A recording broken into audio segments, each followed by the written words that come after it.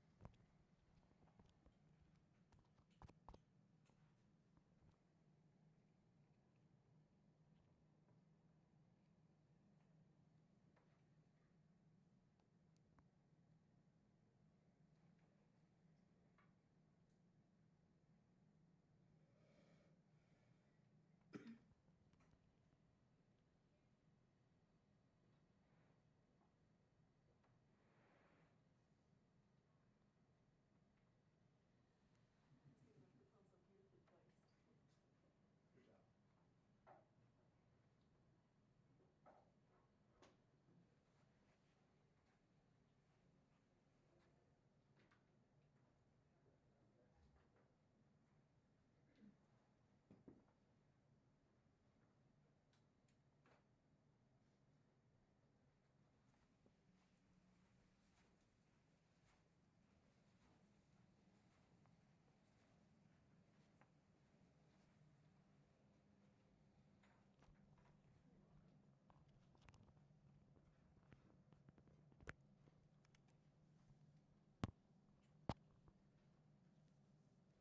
Good job.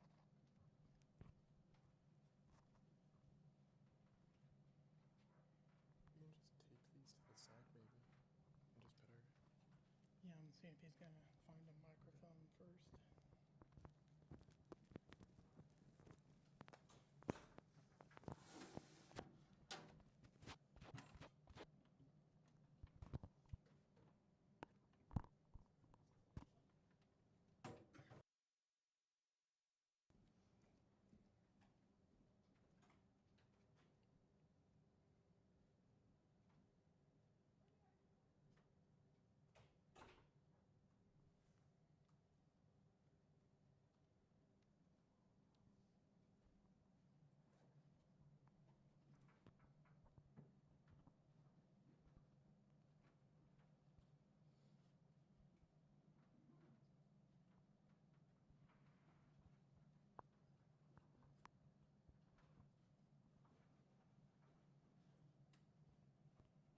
Bill, where did you find that document?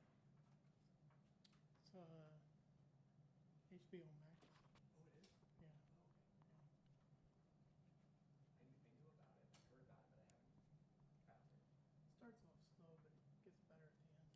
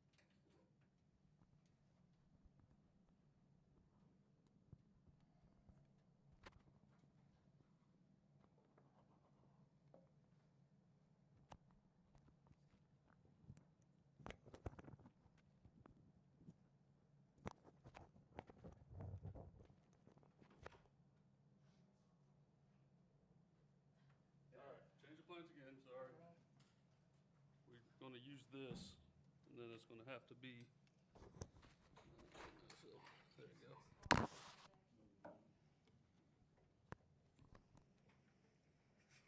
right. Remove this.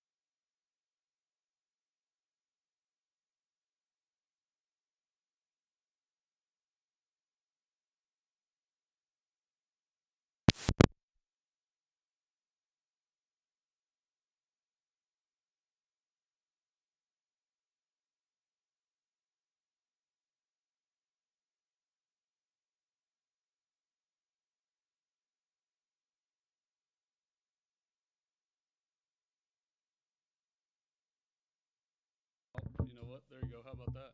Test, test, test, test. Test, test.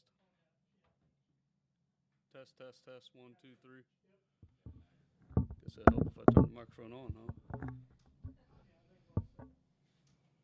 Did you guys get plugged in, Anna? Are we good? All good on sound? Okay. Yep. Is anybody live streaming? I think we are. Yes. Yeah. Okay.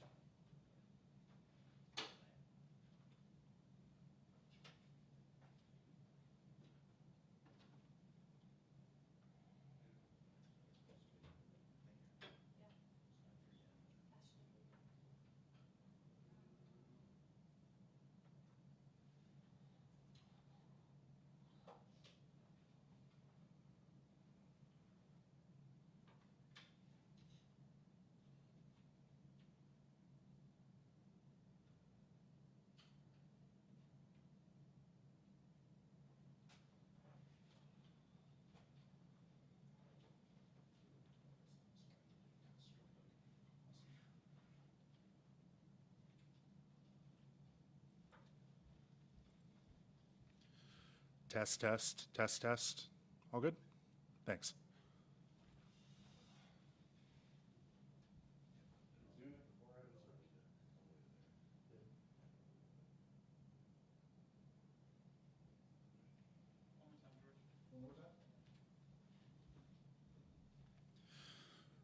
Test, test, test, test. I'm George. Hello.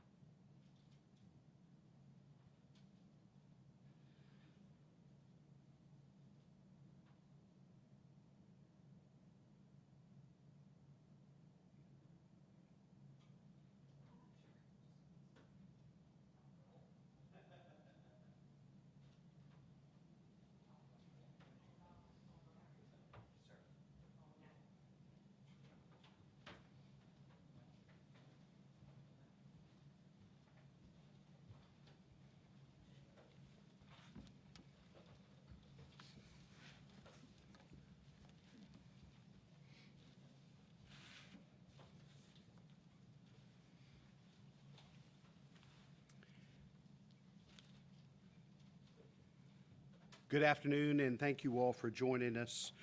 As I say all the time, my vision is for Columbus to be the safest big city in America. As I looked out over Red, White, and Boom on Thursday night, it sure felt that way. More than 400,000 of us came together to safely celebrate downtown. I'm grateful to the Columbus Division of Police who oversaw a very large and successful event with no reported safety incidents. At 11:45 p.m., officers gave the all clear from Boom.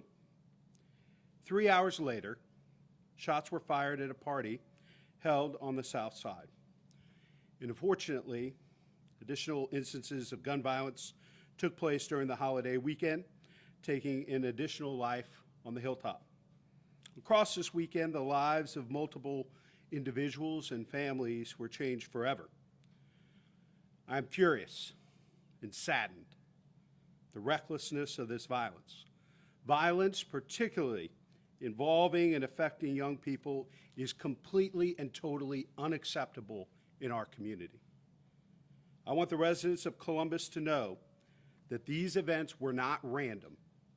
To our knowledge, these were individuals experiencing conflict who chose to solve conflict with violence.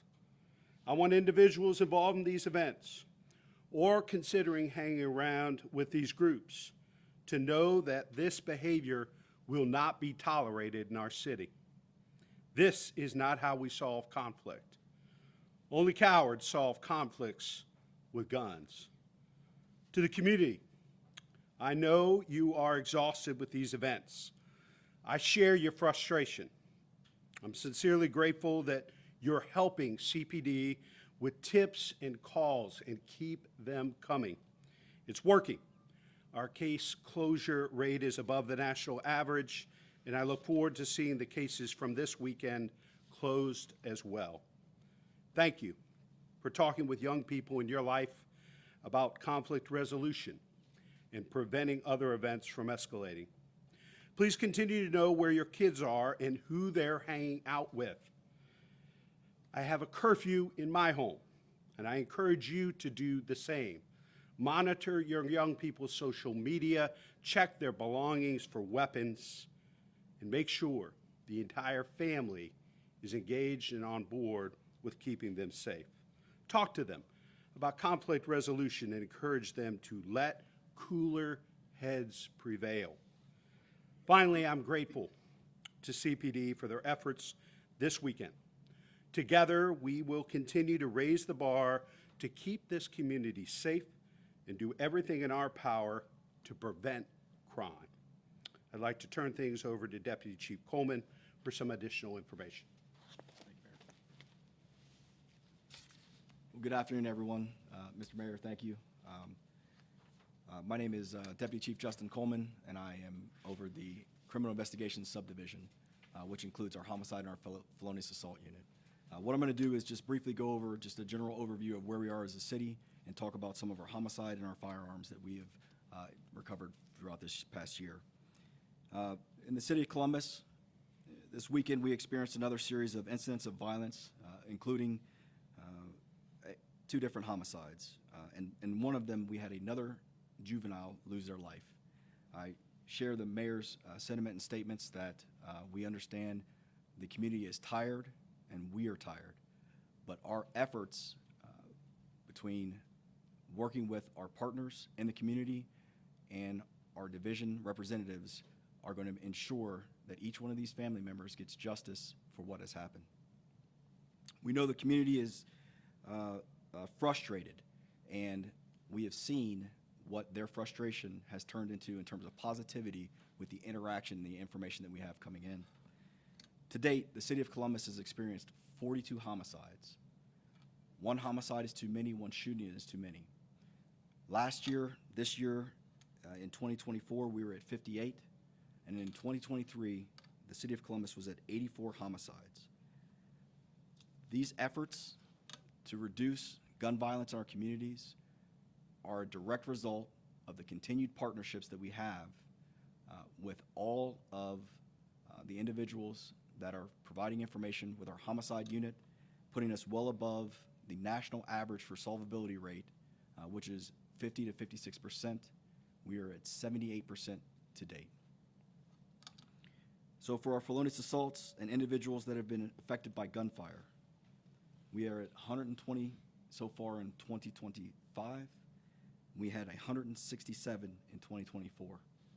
Again, the non-fatal shooting teams were created to address this specific issue, and they have been having results that are positive based off of community involvement. One such was in June 28th of this year, where they followed up on a series of non-fatal shootings in the Wedgwood community, resulting in over 100 rounds fired, 6 different events, and an individual charged with 12 different offenses, which included felonious assault. And that individual ended up getting a bond from the Franklin County courts of over $3 million. We know that these efforts are tiresome on everyone, but these are the wins that we can continue to work towards with our continued partnerships in solving and moving forward. There was a QR code that was put out for some of our events that happened over the weekend, and we encourage everyone to please continue to utilize that and send information in. Our detectives are diligently following up on all leads, and so far they have produced results that we hope to have positive outcomes in all the instances. Next up, coming up, will be Deputy Chief Robert Sagel. He's going to talk about some specifics from our organized crime unit and some of the incidents that they've been engaged with. Deputy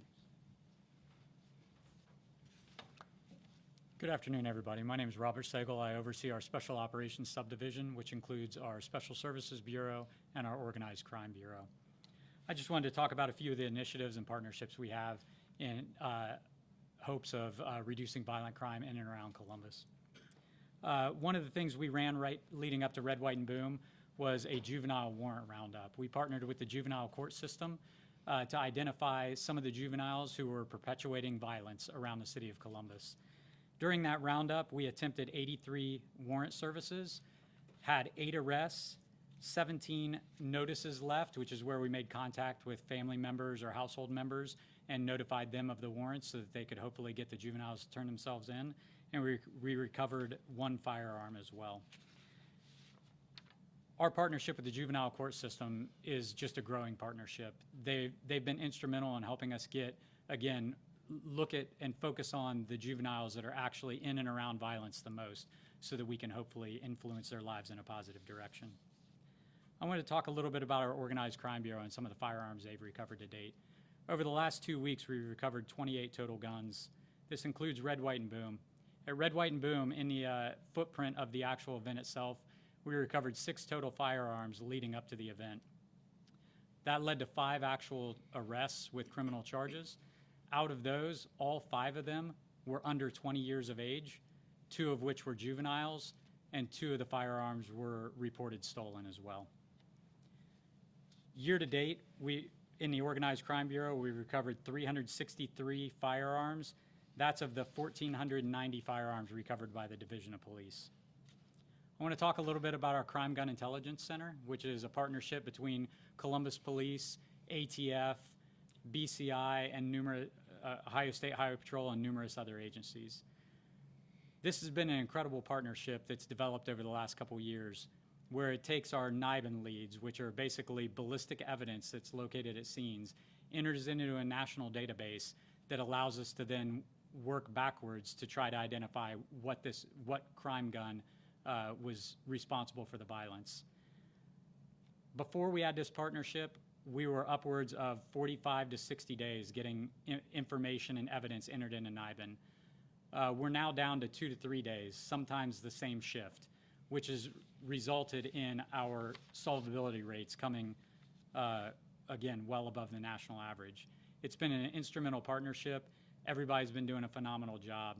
In the last week alone, we've gone after 2 violent offenders that we knew were perpetuating violence around the city of Columbus.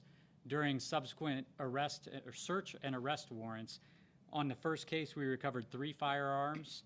On the second case, we recovered 4 firearms, both of which also had numerous narcotics. There was also a uptick in violence in Wedgwood community, and we know a lot about the Wedgwood community and violence around Columbus. And patrol officers have been doing a phenomenal job keeping that down, but there was a slight uptick. Our gang enforcement unit and our CJIC officers worked together along with Criminal Investigation Subdivision, and they were able to serve a search warrant there that recovered over 4 guns and tens of thousands of dollars worth of narcotics, leading to 2 impactful arrests. All of these arrests have taken actual shooters off the streets, which is what's really important to highlight. We're using so much data to try to actually target the people that are pulling triggers. And then what we do on the other ones, the people that are just surrounding themselves with violence and not necessarily perpetuating it, we're trying to work with, we work with our partners like Columbus Violence Reduction to get them the resources they need to hopefully choose a better path so that they're no longer taking that path of violence. It's an incredible partnership that we're very proud of. I want to talk a little bit about, we have a couple other programs, Operation Moonlight. That's mainly focusing on parks, pools, rec centers, but it also covers large crowds as well when we have large events in and around downtown area or anywhere spread around Columbus. That's been very effective this year, but we've also started up our summer safety initiatives, which are targeting different things within each patrol zone. That's been going on for 3 weeks now. So far, throughout the 6 zones, they've attended 57 community events, made 95 felony arrests, and seized 30 firearms, along with numerous and countless narcotics. Violence in Columbus will not be tolerated, and we will continue to use all the resources at our hands and develop new resources available to disrupt violent individuals. Are we opening up the questions? Yep. Mr. Mayor? Assistant Chief Spotker, Convis, any comments? Do you think you'd like to share? I think we'll open it up for questions. Yep. Are we able to go into more detail about the circumstances surrounding the shooting at the short-term rental? We know that there was a party of about 100 people. You guys have said mostly teenagers. Were they from in town, out of town? Can you share a little more on that? Sure. So all the information that we have, we are currently working through now. Because of the amount of influx of leads that have started to come in, especially when the QR code was re-pushed out over the past 3 days, all of our investigative units are actively working in it, so we're not going to release specifics of it. We do know that it was a short-term rental. It is one that was off of Wilson Avenue, and we know that there were young people as well as adults that were at the establishment and throughout the neighborhood based off of some of the neighbor calls. But outside of that, there's very limited information that we're going to be able to release right now because of so many things that have come through within the last 24 to 48 hours that our detectives are following up on. Can you clarify why police, when they arrived hours before the shooting, why that party wasn't broken up before?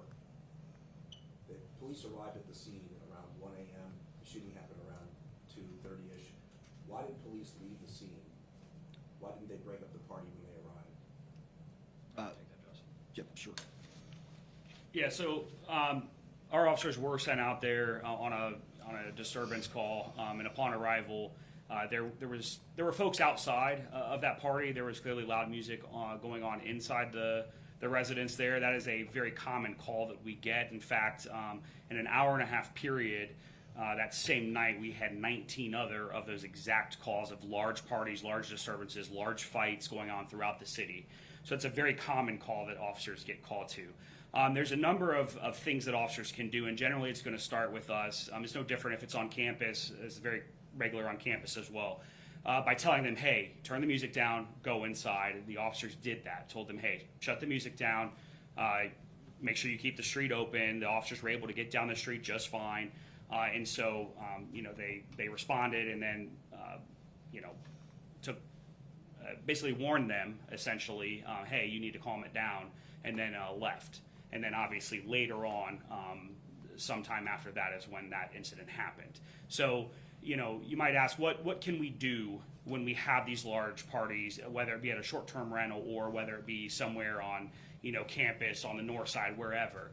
That's exactly why we are meeting with, the various short-term rental companies to come up with solutions here.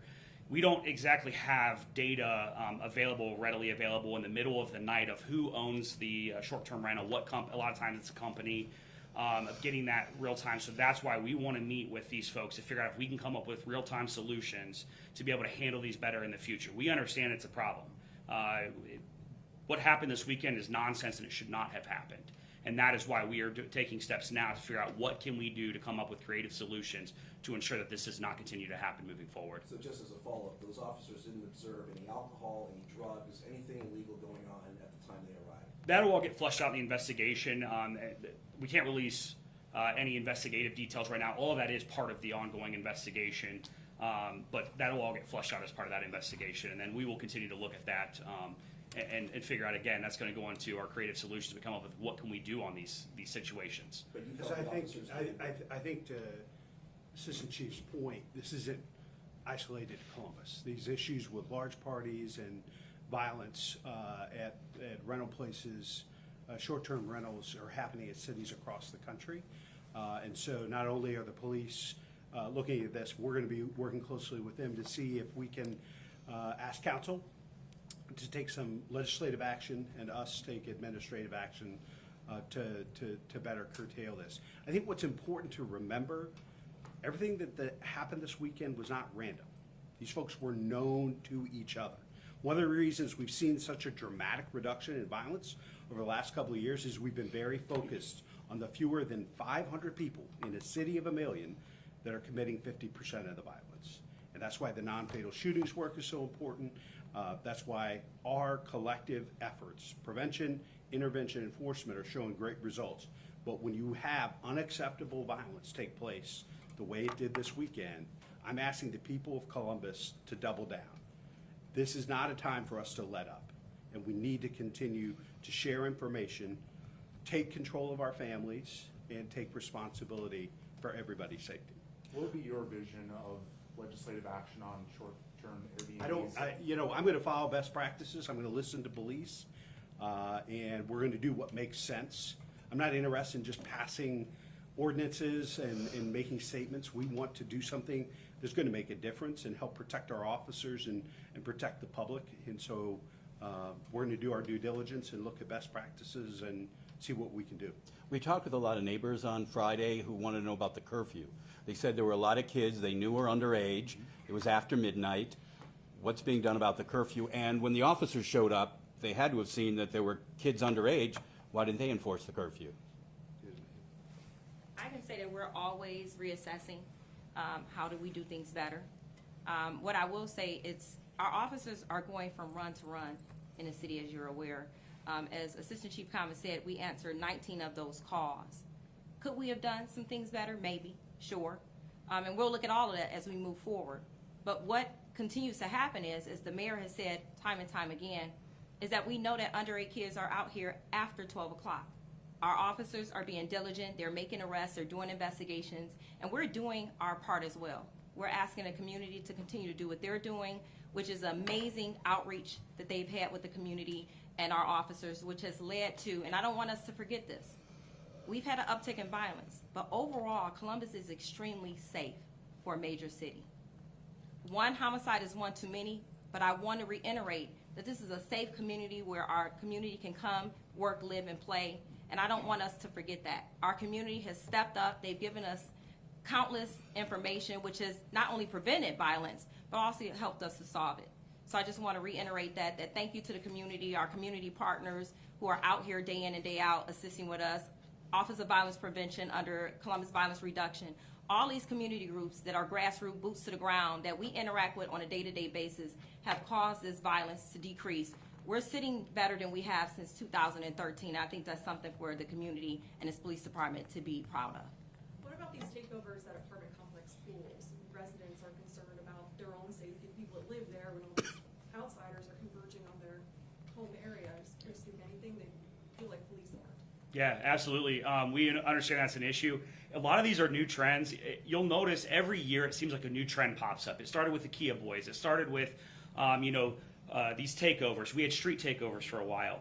So us as police, the profession is ever changing with technology and stuff. So when we see these issues, and this weekend was, or when those takeovers started happening, we recognized it immediately. Immediately started meeting with the various management companies for the apartment complexes to come up with a solution to stop it immediately, and we're already seeing it drop, right? So there's going to be a period of time where we have to, come up with a solution, but we do that, and we do that very quickly. Our staff's really good at adapting and overcoming and coming up with some creative solutions. This is going to be no different with short-term rentals and anything else that pops up the rest of the year. We will continue to come up with solutions. That's our job, and we are committed to doing that. That's why it's so important for folks to continue to share information with police, and to share this information, and you all to report on it. I think many of you reported on some of these apartment and pool takeovers, and that really helped us spring into action, and I think you're seeing some great success and progress being made there. So we all have a role to play,